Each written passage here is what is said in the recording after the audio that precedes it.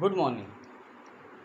Today's my topic is recording transaction in the books of partnership firm.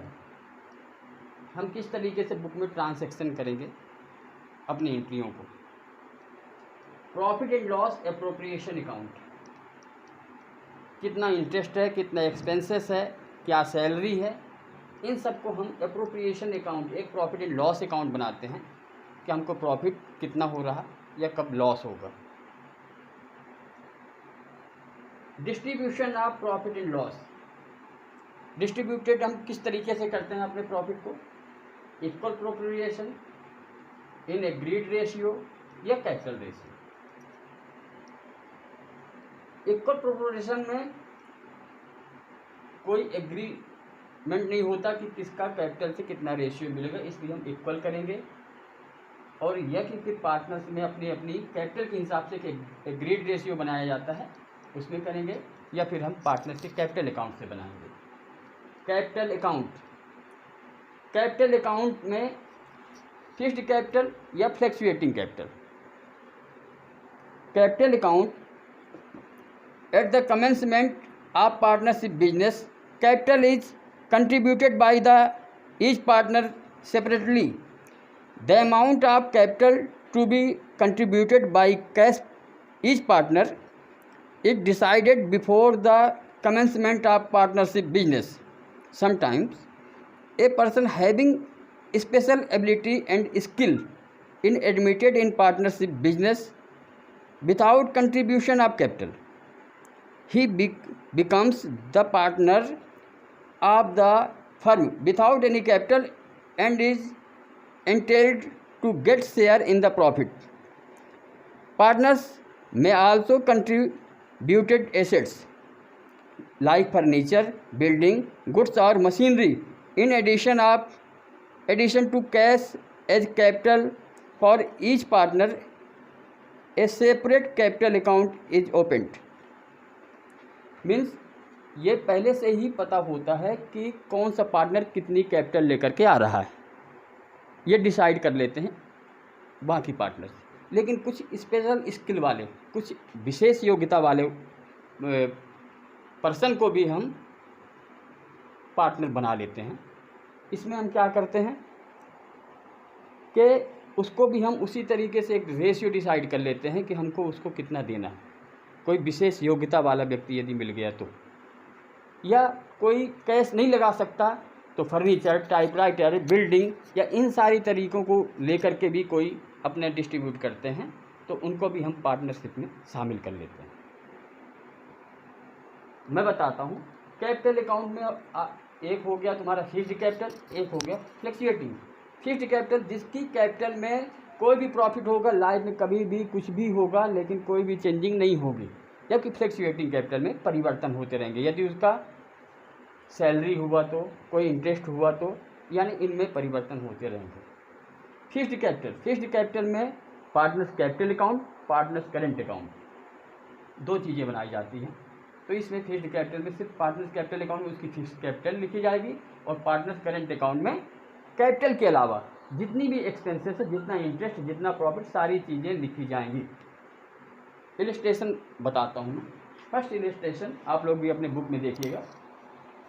Profit and loss appropriation account, particular amount, particular amount. Paras,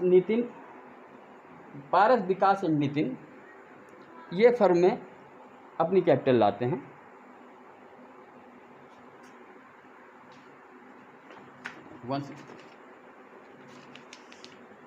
Paras, Vikas and Nitin are carrying our business in partnership. On 1st April 2017, their capital is rupees 10,000, 8,000, 6,000 respectively, and their capital sharing ratio is 3:1:1.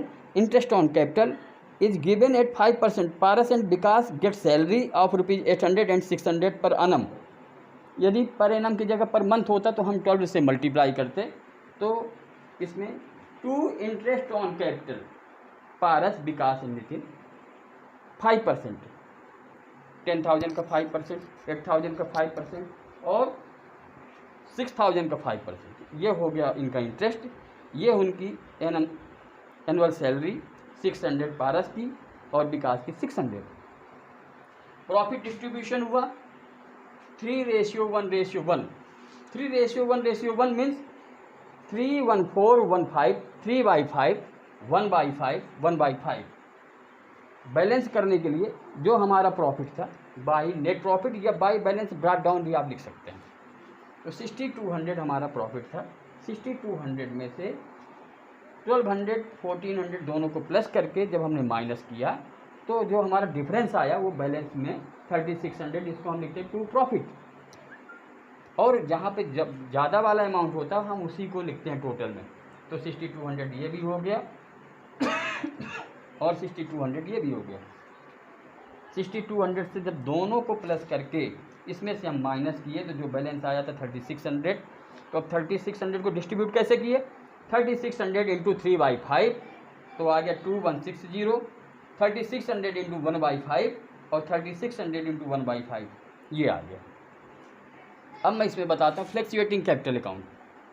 यदि आप fixed capital के हिसाब से बनाते तो इसमें fixed capital का अलग और करंट अकाउंट, दो चीज़ें बनानी पड़ती है आपको, फिक्स्ड कैपिटल और करंट अकाउंट। लेकिन फ्लैक्चुएटिंग कैपिटल में by balance brought down means 10,000। ये इनका जो भी था इनकी कैपिटल 10,000, 8,000 एंड 6,000, यानी पारस का 10,000, विकास का 8,000 और नितिन का 6,000। सैलरी जो इनकी सैलरी थी पारस एंड विकास, पारस का था 800 और इसका था 600, नितिन का कुछ भी नहीं था। इंटरेस्ट ऑन कैपिटल 500, 400 और 300। और जो हमने प्रॉफिट डिस्ट्रीब्यूट किया था 2160, 720 एंड 720। टोटल करेंगे हम, जो भी टोटल होगा टोटल करने के बाद में टू की साइड में लिखते हैं टू ड्राइंग, जो भी ड्रॉ किया गया टू ड्राइंग या टू इंटरेस्ट ऑन ड्राइंग, जो भी होंगे और भी चीज़ें। तो इनकी ड्राइंग कितनी थी? ड्राइंग थी इसमें 100 इक्वल पार्टनर्स की ड्राइंग थी 500, 500 और 500।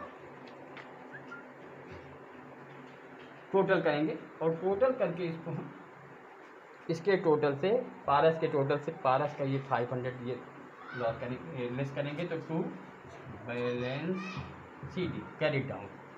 तो जो भी इसके बैलेंसेस होंगे सबसे पहले हम इसका टोटल करते हैं। इसका टोटल आया तुम्हारा 13460, 13460। विकास का आया 9720, 9720 एंड नितिन 7020, 7020। तो जब हमने माइनस किया पारस के टोटल से तो आया 12960, 12960, 9220, 6520, 6520।